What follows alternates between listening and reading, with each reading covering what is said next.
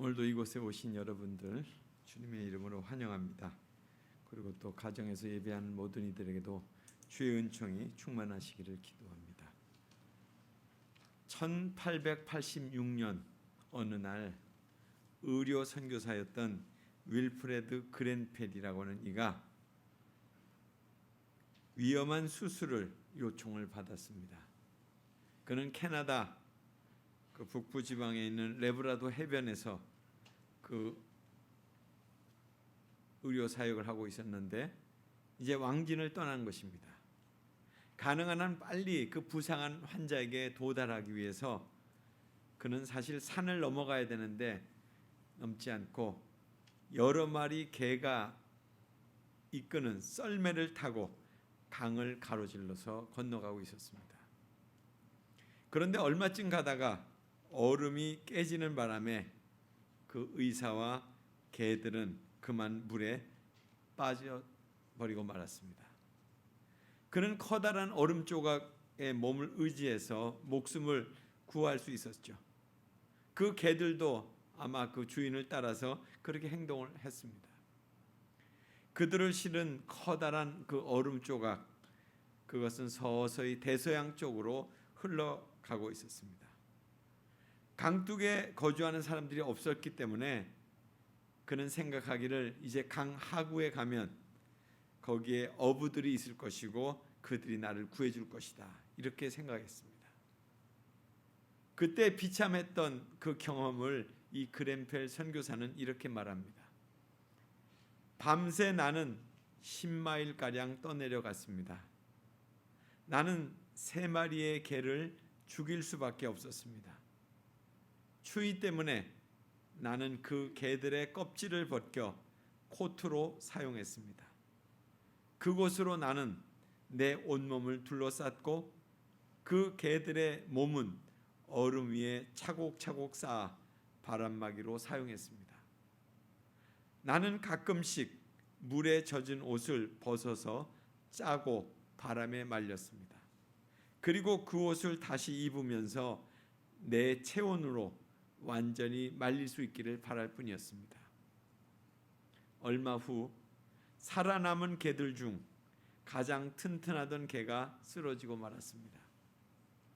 나는 이제 살 수 있으리라는 희망이 점점 흔들리고 있음을 느꼈습니다. 나는 그 개를 끌어안고 그 개의 남은 체온으로 내 몸을 감쌌습니다. 조금이나마 따뜻해졌습니다. 그러다가 나는 스르르 잠이 들고 말았습니다. 그 개에게 아직도 온기가 남아있다는 것이 희미하게 느끼는 손은 꽁꽁 얼어버렸습니다.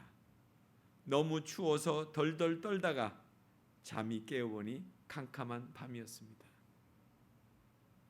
막 달이 떠오르고 있었습니다. 바람과 강물이 나를 큰 바다로 흘러가게 했습니다. 그토록 희망 없는 상태에서도 나의 신앙은 전혀 흔들리지 않았습니다. 결국 내가 얼어붙은 강 위에서 죽음의 문턱에 이르게 되었을 때 어릴 적에 배웠던 찬송가 가사가 생각나면서 내 마음 깊이 울려 퍼졌습니다. 하나님 아버지시여, 내가 나의 본향을 멀리 떠나 험난한 인생길을 다닐지라도 주께서 함께 하심을 전할 수 있도록 내게 가르쳐 주소서. 주께서 함께 하시리라 하는 그런 내용이었습니다. 제가 이 글을 읽어가면서 온 국민이 지금 겪고 있는 이 코로나 시대에 정말 우리는 참 그 주님의 기다림으로 오늘의 그 신앙을 어떻게 가져가야 될 것인가 하는 것을 다시금 생각해 보게 됐습니다. 오늘의 본문은 초대교회, 그 당시 소아시아, 지금으로 얘기하면 터키 지역에 있는 그 교회들, 그 교회들에게 사도 베드로가 쓴 편지입니다. 2번째 편지입니다. 그런데 거기에 왜 편지를 썼느냐면 거짓 교사들이 잘못된 가르침을 그 교회들에게 주고 있었기 때문이죠. 그러니까 사도 베드로는 재림에 대한 의심을 지금 하고 있는 사람들에게 그들에게 확신을 주기 위해서 그것을 바로잡을 필요가 있었기 때문에 오늘의 편지를 쓴 거예요. 그 내용은 그렇습니다. 종말에 관한 신앙이 없는 사람은 그리스도인이라고 할 수 없다는 거죠. 종말에 관한 기대와 소망을 부정하는 사람은 예수님에 대해서 잘 아는 사람이라고 할 수 없다, 그런 얘기입니다. 다시금 이 말씀들을 오늘 이 대림절 맡고 있는 우리에게 재해석을 한다면 그런 것 같아요. 나를 위해서 예수님의 오심을 믿지 않는 신앙은 진정한 신앙인이라고 할 수 없다는 거예요. 그러니까 나를 위해서 예수님이 오고 계시는 것을 믿지 않는 신앙, 그것은 진정한 그리스도인이라고 할 수 없다 하는 그런 말씀입니다. 이 땅에서 사는 것은 매우 중요합니다. 그래서 만약 유혹에 빠져서 다른 길로 간다고 할지라도 사실 돌이킬 시간이 있는 거잖아요. 우리가 이 땅에 살아있는 동안은. 그러나 종말에 관한 소망이 없다면 내 영혼이 최종적으로 가야 할 곳을 알지 못하게 된다 하는 것입니다. 그래서 예수님의 오심을 믿기에 우리의 삶은 소망을 가질 수 있다 하는 것입니다. 다시 오실 주님에 대한 소망은 거꾸로 오늘 사는 보람이 되기도 한다는 것입니다.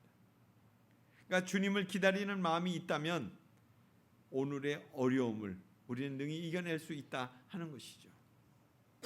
그래서 오늘의 본문은 이런 기다리는 사람의 마음에 관한 그런 얘기입니다. 그런 말씀이에요. 주님의 약속을 기다리는 사람들의 마음가짐에 대한 사도 베드로의 그런 충고라고 할 수 있습니다. 여기 8절 말씀에 보시면 하루가 천년 같고 천년이 하루 같다고 하는 그런 말씀이 나오잖아요. 그러니까 이것은 시간적인 인내가 필요하다는 거예요. 이 말씀은 시편 90편 4절의 말씀입니다. 주의 목전에는 천년이 지나간 어제 같으며 밤의 한순간 같을 뿐이니이다. 이 말씀을 그대로 인용해 온 거예요.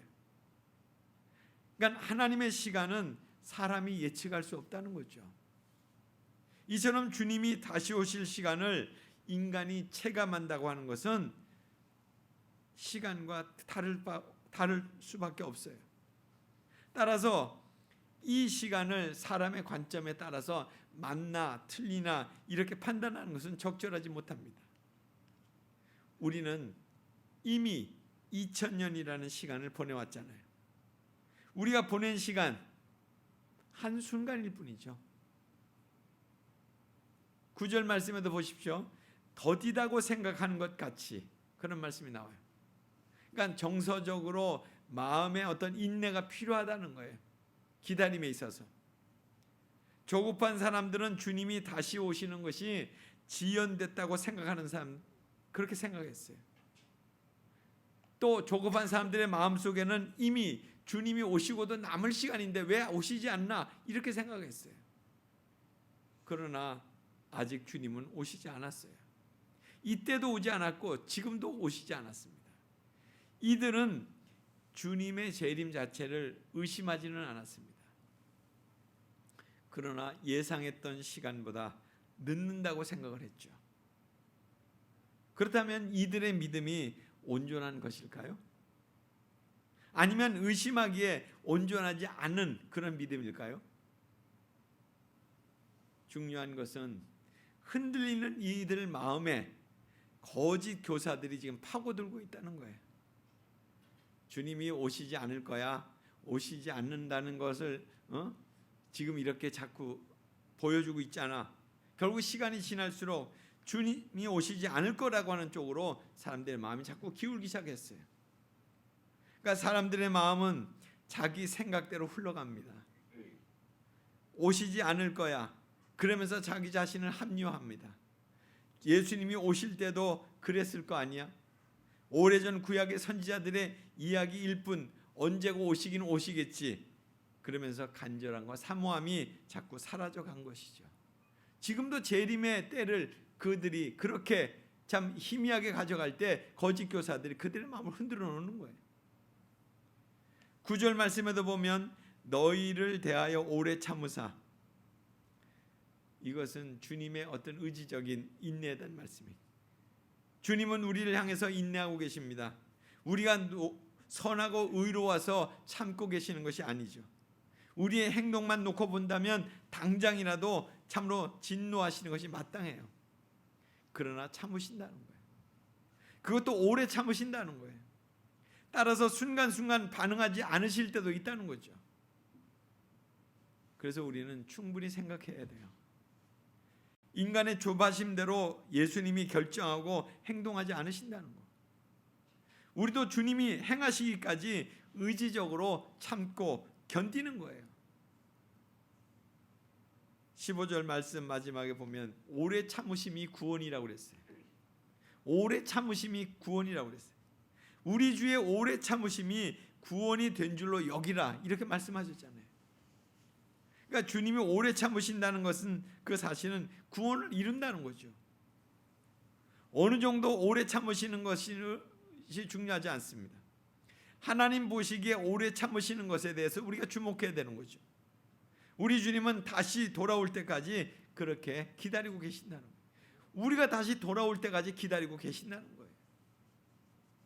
이제 오늘의 본문의 교훈을 살펴보겠습니다. 첫째로 참는 것이 신앙이다라는 거예요. 참는 것이 신앙이다. 주님의 날을 기다리면 기다릴수록 늦어진다고 이렇게 느껴지기 마련이죠. 그러나 이렇게 더디어 오는 주님의 날까지 참는 것이 신앙이라는 거예요. 우리가 참는 것은 주님의 뜻이 이루어지기까지를 기다리는 것입니다. 나의 생활 속에서 참아야 하는 것들이 얼마나 많습니까? 한번 곰곰이 생각해 보세요. 속상한 일들, 말 못할 사정들, 기다려 주어야 하는 어떤 미성숙함들, 또 고쳐지지 않는 습관들, 또 내 자신이 이기지 못하는 그런 모습들, 또 고통 속에 있는 환자들. 지난주에 암으로 투병하고 있는 두 분의 권사님을 찾아갔었습니다. 그런데 그분들은 정말 믿음으로 잘 감내하고 그리고 승리하고 계시더라고요. 정말 환하게 우리를 맞이하면서 정말 이렇게 하나님이 주신 귀한 은혜로 내가 잘 견디고 있다고 그렇게 보여주고 있었어요. 너무나도 저희가 도리어 가서 은혜가 됐던 것 같아요. 진정으로 참기 위해서는 주님도 직접 깨어있으라고 하셨어요. 깨어있다고 하는 말은 주님을 항상 묵상한다는 거예요. 주님이 내 안에, 내가 주님 안에 있다고 하는 것을 늘 그것을 이렇게 감지하면서 살아가는 거죠. 주님을 간절히 기대한다고 하는 그런 말이기도 합니다. 그러니 참는 것이 주님을 향한 신앙의 가장 기본이에요. 기본. 두 번째로 참는 것이 구원을 이룬다는 것입니다. 참고 인내하며 기다리는 사람은 행실에서 그 기다림이 드러나기 마련이에요. 종말의 때가 가까울수록 여기 11절처럼 기존의 가치와 현상들이 풀어질 거라고 그랬어요. 그러니까 무질서가 판을 칠 거라는 거예요. 마지막 때는. 그러니 그러한 때에 어떠한 사람이 되어야 마땅한지를 사도 베드로는 우리에게 묻고 있어요. 거룩한 행실과 경건함으로 하나님의 날을 사모해야 구원에 이를 수 있다는 거예요. 그러니까 나 자신의 영적인 성숙함을 추구하는 훈련을 계속해야 돼요. 거룩한 행실과 경건함의 삶으로 계속 나가야 되는 거죠. 세 번째로는 구원의 날에 우리의 억울함이 풀어질 거라는 거죠. 구원의 날에 우리의 억울함이 풀어질 거라는 거예요. 주님의 날이 도적같이 온다고 합니다. 올 수도 있는 것이 아니라 그날은 반드시 온다는 거예요. 그래서 준비된 사람은 차분히 맞이할 수 있다는 것입니다. 동시에 그날을 차분히 준비한 사람은 그간에 있었던 억울한 일들의 전모가 다 드러나게 될 것을 기대할 수 있습니다. 어느 날 갑자기 도래하는 그날, 10절의 말씀처럼 온 우주가 놀라는 것과 같은 그런 변화가 일어난다는 거예요. 감추었던 진실이 다 드러난다는 거예요. 사실을 덮고 있던 가식과 거짓이 다 불로 태워질 거라는 거예요. 그래서 하나님을 향한 신앙을 지키면서 신앙을 따라 살았던 사람들은 억울한 일이 있어도 그 전모가 밝히 드러나게 될 것을 기대할 수 있다는 거예요. 그러니까 하나님은 공명정대하신 그런 하나님이시잖아요. 명명백백하신 그런 하나님이시잖아요. 그때가 온다는 거예요. 그날이 주님이 오시는 날이라는 거예요. 그래서 주님이 꼭 오셔야 하는 것입니다. 초림으로 오신 예수님으로 인해서 이 땅에 진정한 구원자가 누구인지를 알렸습니다. 또 재림으로 오실 예수님으로 이 땅에 우리의 삶은 모든 것이 심판받게 될 거예요. 공명정대하신 그분이 우리의 삶을 헤아리실 것입니다. 그래서 그분은 꼭 오셔야 하는 분이시에요. 그분은 꼭 오십니다. 네 번째로 구원은 하나님의 주권이라는 거예요. 구원은 하나님의 주권이에요. 예수님은 우리의 계획과 어떤 예정 가운데 오시는 분이 아니에요. 이같이 우리의 생각대로 이루어져야 하는 것은 인간의 입장에서 하나님의 주권을 오해하는 거죠. 침해하는 거죠. 이것은 신앙이 아니에요. 하나님 중심적인 생각이 아니라는 거예요. 이것은 이단들이 사용하는 방법이죠. 아주 합리적인 근거를 대고 어떤 가능성을 보여주면서 그러면서 오실 분으로 사람들을 설득하고 세뇌시켜서 그런 구세주의 대행자를 내세우잖아요. 예수님의 오심은 하나님의 방법으로 오시는 거예요. 우리의 생각과 경험으로는 알 수 없는 것입니다. 그렇다면 주님이 다시 오시는 것은 그러면 시간의 문제일 것인가? 많은 사람들이 다시 오실 주님을 기다리고 있습니다. 지금도 기다리고 있습니다. 그래서 다양한 종말에 대한 의견이 제시됐죠. 때때로 혹세무민하기도 합니다. 세기말을 맞는 그런 불안한 심리와 결합해서 사회적 무리를 빚은 사건들도 많이 일어났잖아요. 지금도 생태계의 파괴나 어떤 환경 오염도가 맞물려 가지고 종말을 이용하는 그런 사기도 그런 심리도 판을 치고 있어요. 그러면 정말로 종말은 시간의 문제인 것인가? 언제 오실 것인가? 인간이 주님의 날에 가장 중요한 주제 그것은 아니에요. 주님이 다시 오시겠다고 약속하신 그날을 정확하게 예측하는 것이 문제는 아니라는 거예요. 시간과 장소를 예측하는 것이 주님을 기다리는 그런 자세가 돼서는 안 된다는 거예요. 왜냐하면 다시 오신다는 주님의 약속은 능력의 문제이기 때문이에요. 주님은 지금이라도 다시 오실 능력을 그렇게 지니신 분이에요. 당장에도 오실 수 있는 그런 분이세요. 온 우주의 사건과 시간과 장소를 다스리시는 분이세요. 그런 분임을 우리가 인정하는 것이 중요합니다. 다시 오신다는 주님의 약속은 주님의 의지의 문제예요. 주님이 내가 가시겠다고 내가 이제 가야지 하면 그냥 오시는 거예요. 주님은 우리를 위해서 다시 오신다고 하셨습니다. 그것은 우리를 향한 주님의 마음이에요. 이런 의지가 있기에 주님은 반드시 다시 오실 것입니다.